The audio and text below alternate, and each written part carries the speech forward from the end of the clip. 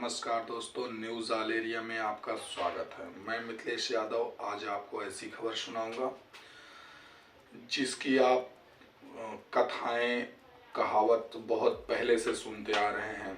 जब कोई चीज़ महंगी लोगों को मिलती थी तो लोग एक कहावत कहते थे, व्यंग कसते थे कि क्या आप अफीम खरीदने गए थे क्या, जो पैसा कम पड़ गया।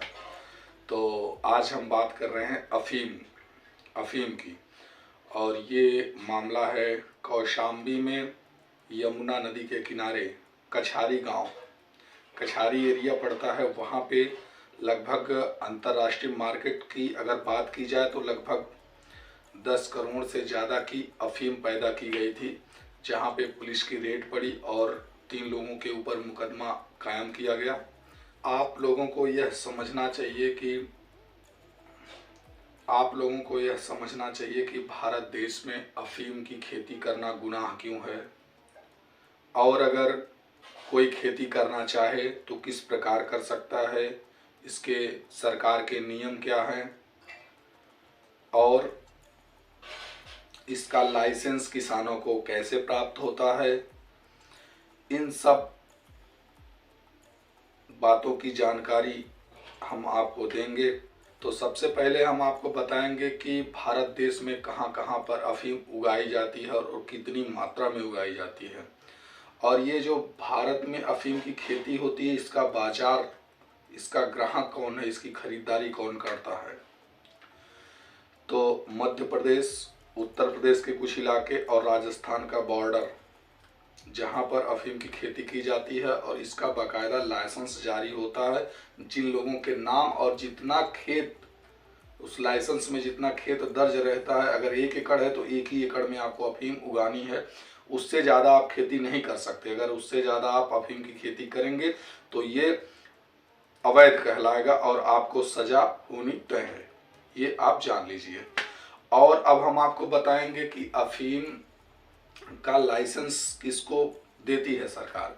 तो अफीम का लाइसेंस सरकार उसको देती है जो पहले ले चुका होता है, और इसका एक मानक तय होता है। इसका मानक करीब है 1 एकड़ खेत में 5.9 ग्राम मार्फिन।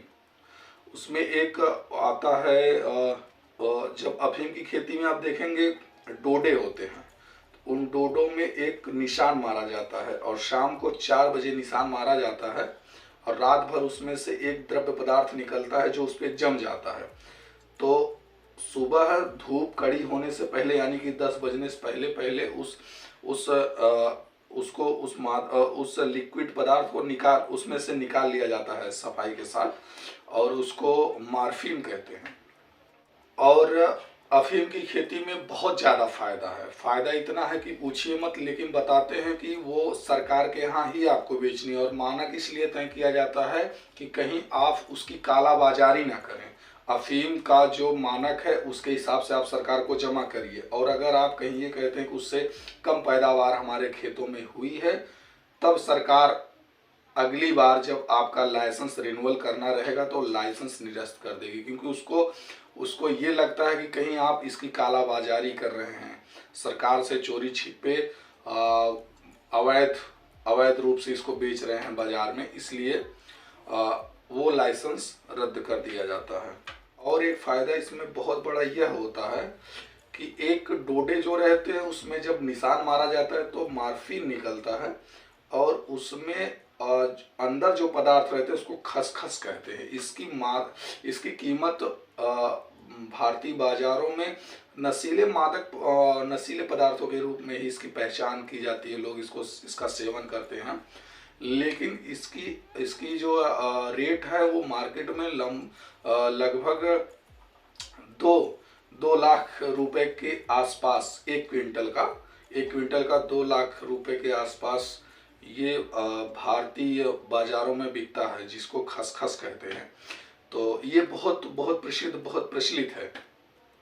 और दूसरी बात हम आपको बताएंगे, अगर अफीम का एक भी पौधा आपने बोया बगैर लाइसेंस के तो आपको सजा कड़ी से कड़ी दी जाती है भारत सरकार के नियमों के द्वारा।